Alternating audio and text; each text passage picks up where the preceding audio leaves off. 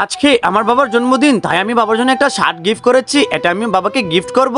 তাড়াতাড়ি বাবার কাছে যাই। আরে জানু, আজকে তোমার জন্মদিন, চলো কেক কাটি। এই তো, যাও এখান থেকে।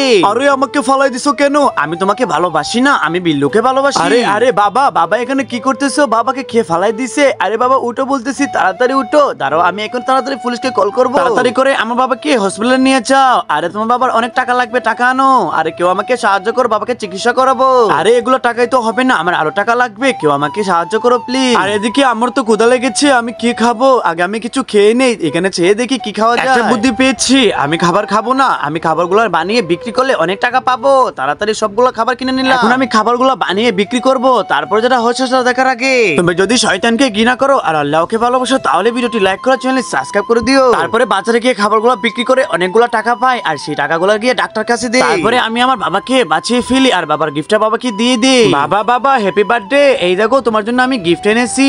বন্ধুরা, বাবাকে ভালোবাসলে লাইক সাবস্ক্রাইব করে দিও।